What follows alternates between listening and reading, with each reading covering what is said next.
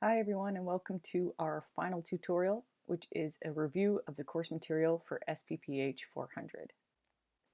So this goes back to the first module notes, so you can review that and tutorial 1. So for the exam, you should be able to identify whether variables are quantitative or qualitative, as well as the scale of measurement. So what are the different scales of measurement for qualitative and quantitative variables?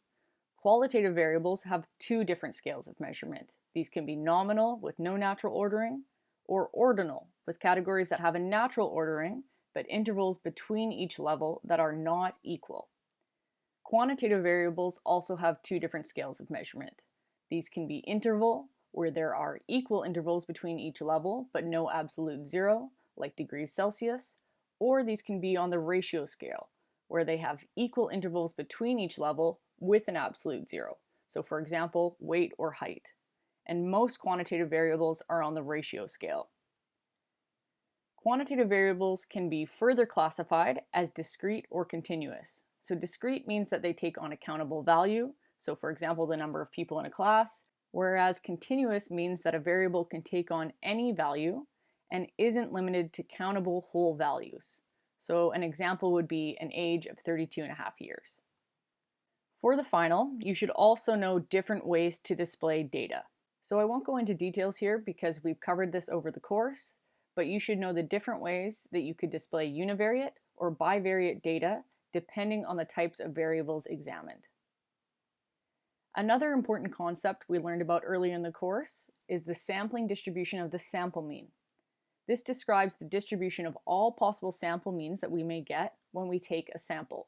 So when we select a sample, our sample mean is one of many we could have gotten. We would expect our sample mean to be equal to the true mean, but know that it probably won't be exactly the same as the true mean. It will differ from this a bit. The central limit theorem tells us that if certain assumptions are met, the distribution of sample means will vary according to the normal distribution. And these assumptions are that observations were independently and randomly selected, and that there is a large sample size, or that observations come from a normally distributed population. We use the concept of the standard error of the sample mean to describe the accuracy of our sample mean as an estimate of the population mean, or an estimate of how far our sample mean is likely to vary from the population mean on average. So just a quick review of the difference between the distribution of a sample and the sampling distribution of the mean. With a distribution of a sample, the unit is an individual observation. For example, let's say we take a sample of 50 people and take their heights. Those individual heights are observations, and the mean is defined by x bar, the sample mean. So this would be the average height in our sample. The standard deviation of our sample is defined as the average deviation of the individual observations from the mean, or how much individual heights deviate on average from the mean height in a sample. As our sample size gets larger, our sample estimates get closer and closer to the true values, or the population values. This does not mean that this will follow a normal distribution. If a population is skewed, and we take a sample from that population, we would expect to have a skewed distribution of observations in our sample as well. In contrast, with a sampling distribution, our unit is the mean of each sample. So if we took 1,000 samples of 50 people and calculated the mean height for each of those samples and then plotted those means, this would be our sampling distribution of the sample mean. We expect to get a sample mean that equals a true mean, but we know that our sample mean will vary a bit from the true mean. It will vary from that expectation with a standard deviation of the true standard deviation divided by the square root of the sample size. And this is often referred to as the standard error, which I've said gives us an estimate of how close our sample mean is to the population mean. And as our sample size gets larger, the sampling distribution of the sample mean will approximate a normal distribution. This holds regardless of the distribution of individual observations in our population. So what's the difference between the standard deviation and standard error? The standard deviation tells us the average distance between individual observations, or raw scores, and the mean of a sample or population. So this tells you how much individual observations vary from the mean on average. In contrast, the standard error tells us the average distance between a sample mean and the population mean. So this quantifies how precisely you can estimate the true mean of the population based on your sample mean. It takes into consideration both the value of the standard deviation and the sample size. And it decreases as sample size increases. So as our sample size increases, our estimates of the true mean become more precise.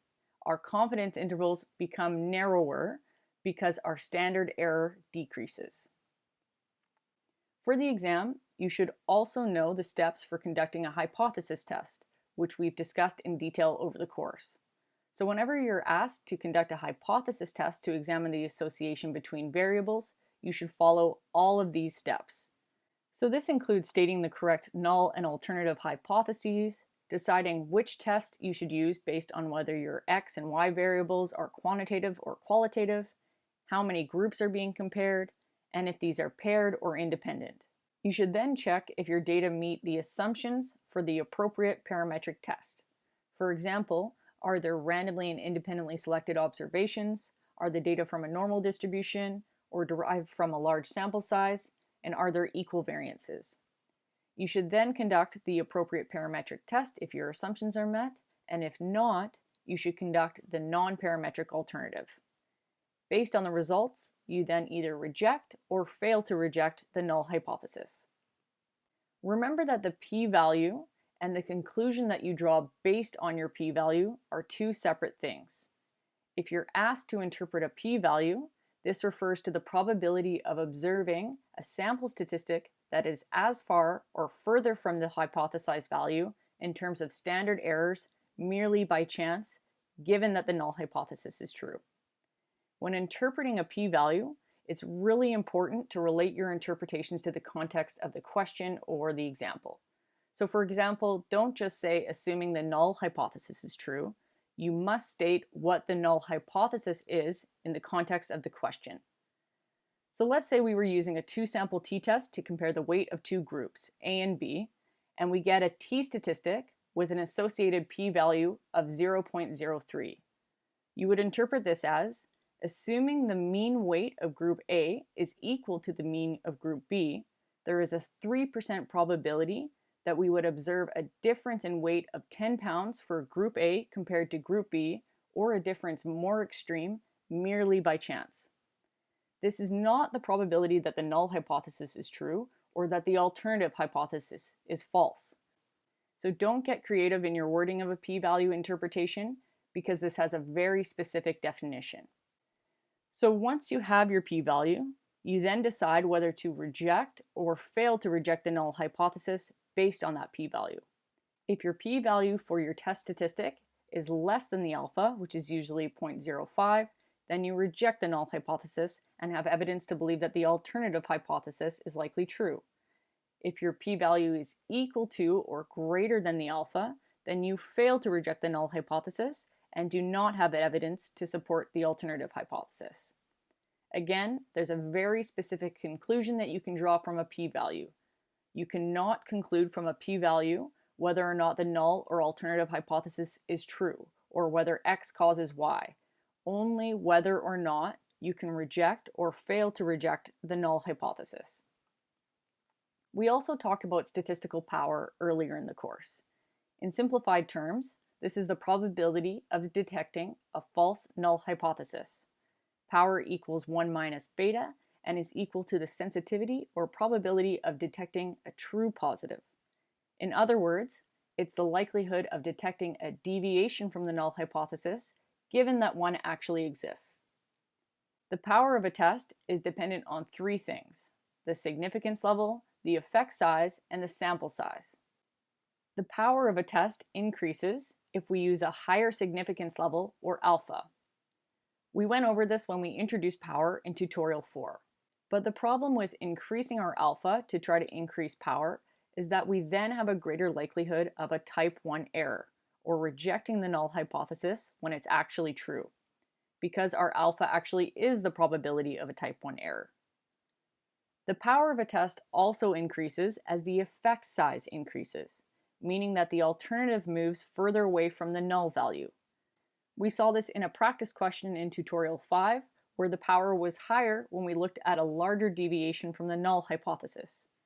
So if we want to increase the power of a test, we can increase the effect size because it's easier to detect larger differences than smaller differences.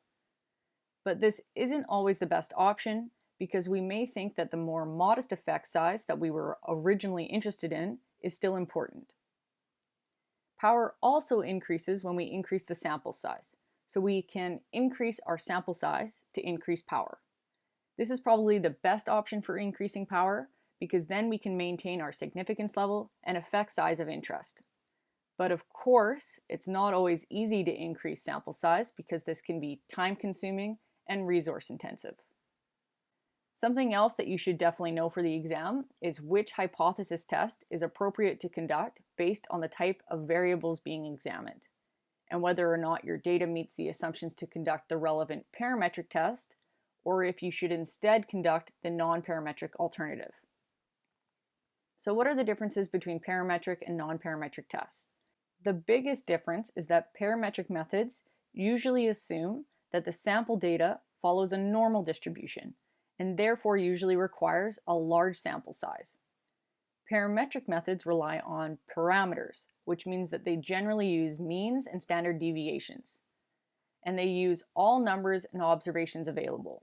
So they make full use of the available data, which is a major strength over non-parametric methods. Parametric tests also have higher power than non-parametric tests if the assumptions are met, meaning they are better able to detect a false null hypothesis, which is another big strength.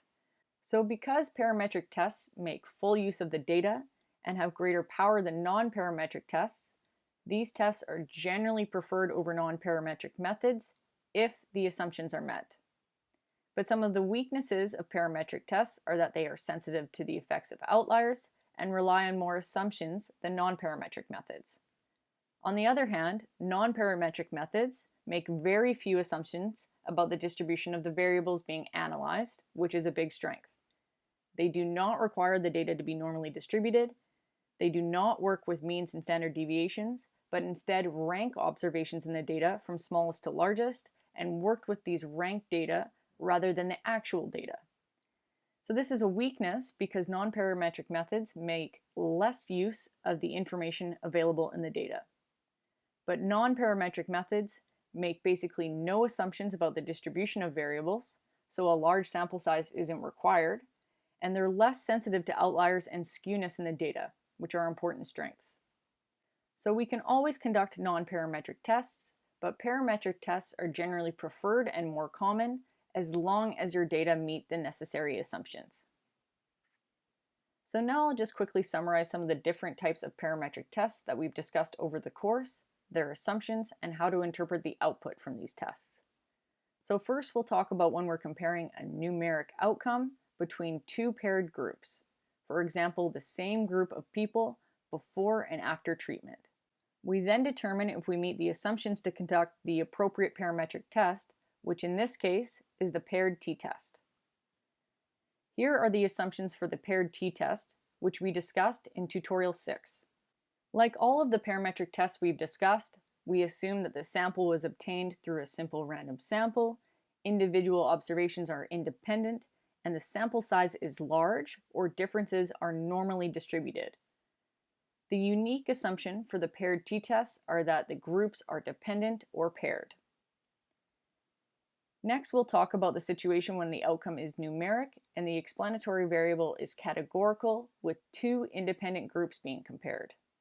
The parametric test we'd use in this case, if our assumptions are met, is the two-sample t-test. Here are the assumptions for the two-sample t-test, which we also reviewed in tutorial 6. One of the key things to note here is that the main assumption that differentiates this two-sample t-test from the paired t-test is that the groups compared are independent rather than dependent. Another thing to note is that the final assumption for the two-sample t-test is that either the variation around the respective means in the two groups compared are not equal, or the variation around the respective means in the two groups are equal. If the variances of the two groups are equal, you conduct a two-sample t-test with equal variances. If the variances of the two groups are not equal, then you conduct a two-sample t-test with non-equal variances. Remember that we said that the variances of the two groups can be considered equal if the sample standard deviation of one group is not more than double the sample standard deviation of the other group. So now we'll turn to interpreting output and drawing conclusions from a two-sample t-test. We have a p-value of 0.07 associated with our t-statistic. Since our p-value is greater than our alpha of 0.05, we fail to reject the null hypothesis and conclude that we do not have evidence to believe that the mean BMI of group A and B are different. The 95% confidence interval tells us we are 95% confident that the true mean BMI among people in group A is somewhere between 8.15 lower and 0.35 units higher than group B. We can also use this confidence interval as a hypothesis test. Since this confidence interval includes 0, the null value, we fail to reject the null hypothesis and conclude that we do not have evidence to believe that the mean BMI of group A and B are different. When we have a numeric outcome variable and a categorical explanatory variable that has 3 or more independent groups, the appropriate parametric test is one-way analysis of variance, which is also known as one-way ANOVA. Here are the assumptions of one-way ANOVA, which we reviewed in tutorial 7. As you can see, the assumptions are pretty much the same as the two-sample t-test with equal variances. Let's turn to an example where 3 independent groups are being compared with a numeric outcome variable. So we use ANOVA, assuming that our assumptions are met. Remember that based on the p-value from ANOVA alone, we can't conclude which groups are different, only if we have evidence to believe that at least one of the groups is different. In this example, the p-value is very small, so we can reject the null hypothesis and conclude that we have evidence to believe that at least one of the groups is different. But we don't know which groups are different based on ANOVA alone. So we need to conduct a test of multiple comparisons that uses an adjusted significance level like Tukey's test. Using a test of multiple comparisons with an adjusted significance level allows us to correct for the increased likelihood of a type 1 error that comes with doing multiple comparisons, which we discussed in tutorial 8. Based on our output from Tukey's test, we can see that the mean BDI score of the placebo group is 17 points higher than the mean of the low-dose group, and 22 points higher than the mean of the moderate dose group. The p-values are less than 0.05 for these comparisons. We can also interpret the 95% confidence intervals. For example, we can say that we are 95% confident that the true mean BDI of the placebo group is between 6 and 28 points higher than the low-dose group. This confidence interval does not include 0, which makes sense given that our p-value is less than 0.05. So we can also reject the null hypothesis that these two groups are equal based on this confidence interval. But there are non-significant differences between the means of the low and moderate groups, as the p-value for this comparison is greater than our alpha, and the confidence interval crosses 0. So now we've covered all the parametric tests that we've learned in the course that are used when the x is categorical and y is numeric. So now we'll talk about the situation when both x and y are categorical. If the assumptions are met, we conduct a chi-square test in this situation. Here are the assumptions for the chi-square test, which we went over in tutorial 9. Again, we have 3 key assumptions: that participants were independently and randomly selected, and that we have a large sample size. The large sample size assumption in this situation means that all observed cell counts are at least 1, and that the expected cell counts are at least 5. Here's some example output for a chi-square test of the association between injection drug use and HIV serostatus.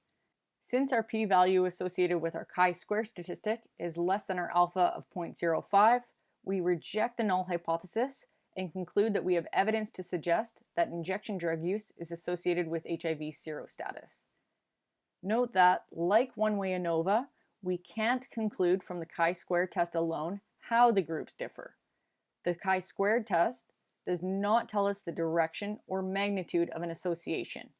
It only provides us with evidence of the possible presence of an association.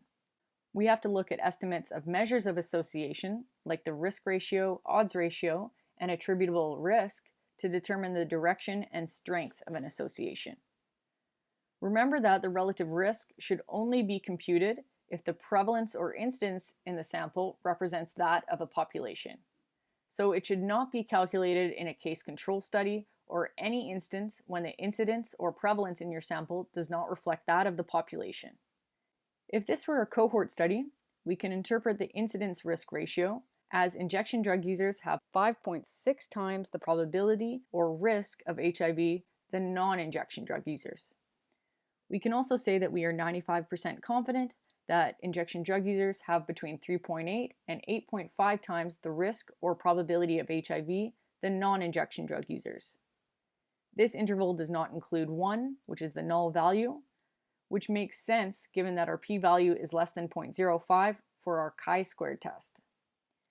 So we can also reject the null hypothesis based on this interval. If this were a cross-sectional study, and the prevalence of HIV in that cross-sectional study was reflected of the prevalence in the population, we can estimate a prevalence ratio, which will be shown in your output in place of the incidence rate ratio. This is calculated in the same way as the incidence risk ratio, or relative risk, except that it relies on prevalence rather than incidence data. If 5.3 was the prevalence ratio in our output, we would interpret this as injection drug users have 5.3 times the prevalence of HIV than non-injection drug users. But because our data are captured at a single point in time, you cannot calculate the incidence rate ratio with a cross-sectional study. And this will not be shown in your R output when you tell R that the data are from a cross-sectional study. If this were a case control study, we would calculate and report the odds ratio. In the output shown here, the odds ratio would be interpreted as the odds of being HIV positive among injection drug users is 9.3 times the odds of being HIV positive among non-injection drug users. Remember that the odds ratio is the only measure of association that you should interpret with a case control study, because the prevalence of the disease is determined by the researchers, so it's not appropriate to calculate or interpret the risk ratio or attributable risk. We can also interpret the odds ratio with cohort and cross-sectional studies. And odds ratios are actually the most commonly reported measure of association with cross-sectional studies. In our output, we also have the value of the attributable risk, which is also known as the risk difference or excess risk. This is interpreted as injection drug users had an additional 36.89 cases of HIV per 100 people compared to non-injection drug users. And we are 95% confident that injection drug users had between an additional 28 to 46 cases of HIV per 100 people compared to non-injection drug users. Since this does not include 0, we reject the null hypothesis and have evidence to believe that the true excess risk of HIV among injection drug users compared to non-injection drug users does not equal 0.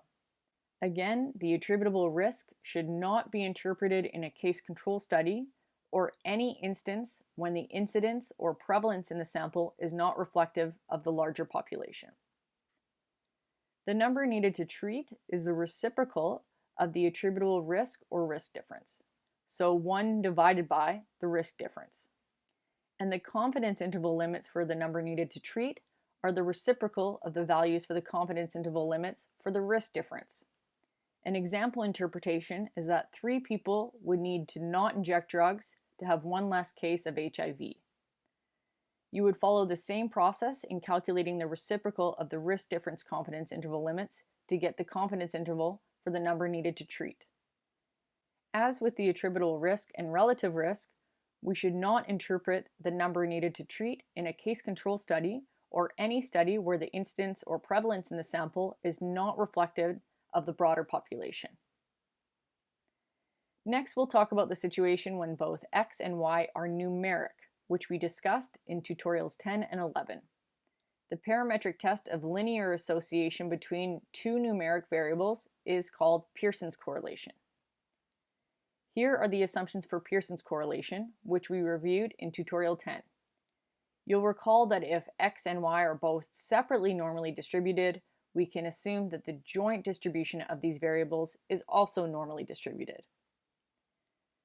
So remember that Pearson's correlation is a parametric measure of linear association between two continuous variables. We make no distinction between our x and y variables. In this example, the correlation coefficient is 0.13, suggesting that there is little to no positive relationship between x and y. The guidelines for inferring the strength of the relationship were discussed in tutorial 10. The p-value associated with this correlation coefficient is 0.70.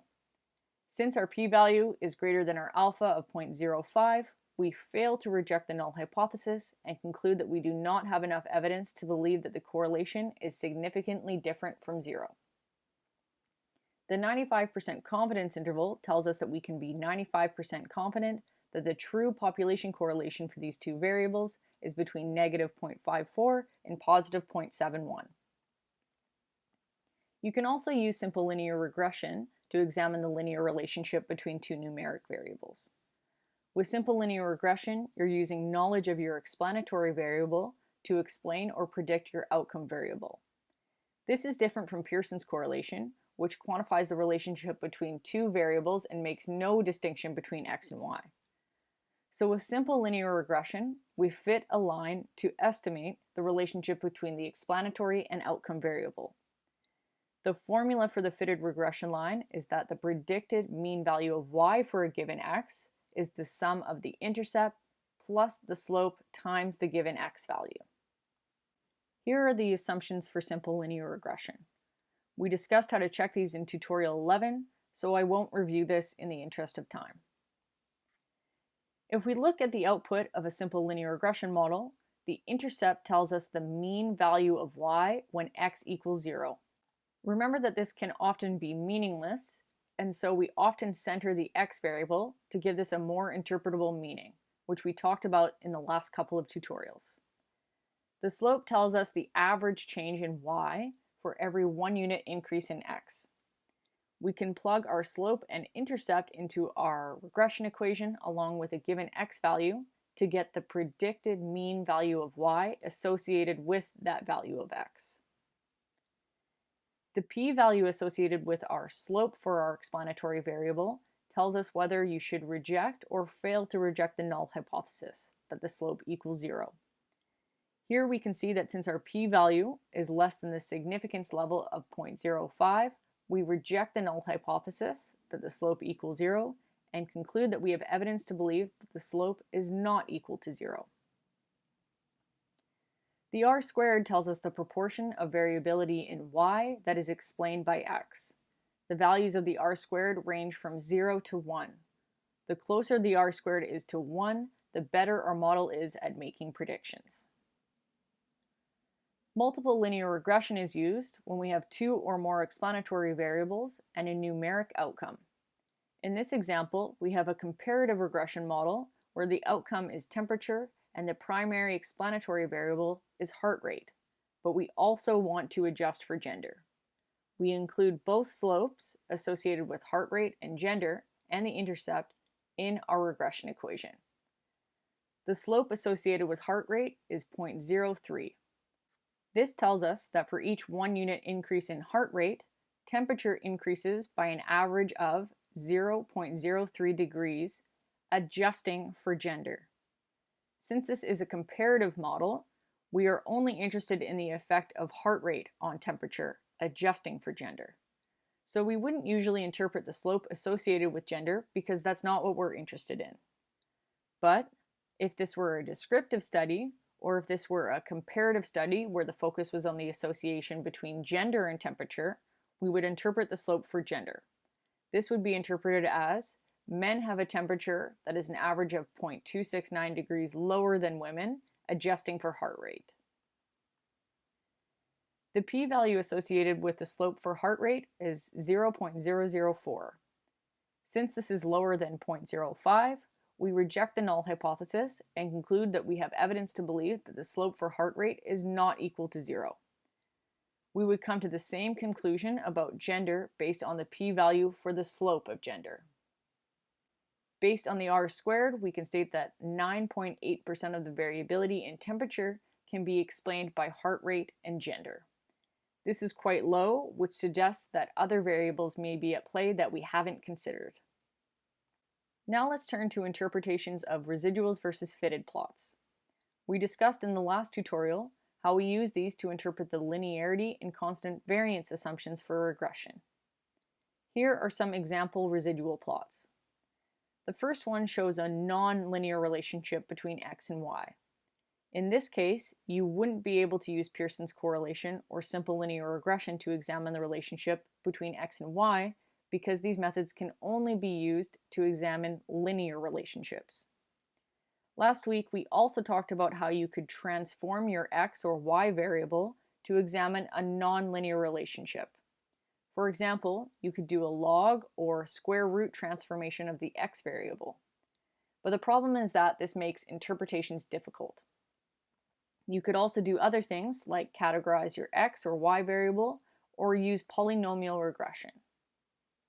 The second plot shows a situation where there is non-constant variance, or the data is heteroscedastic. So the variation of y values around the regression line is not constant. It's wider at higher values of x. This is mostly an issue when we're making predictions of y based on x, as the variability will be under or overestimated depending on the value of x. So if we create a prediction interval for an x of a lower value, the variability will be overestimated. But if we create a prediction interval for an x of a higher value, this will be underestimated. The third plot shows a situation in which the data looks linear and is fairly constant, but there's an outlier in the top left.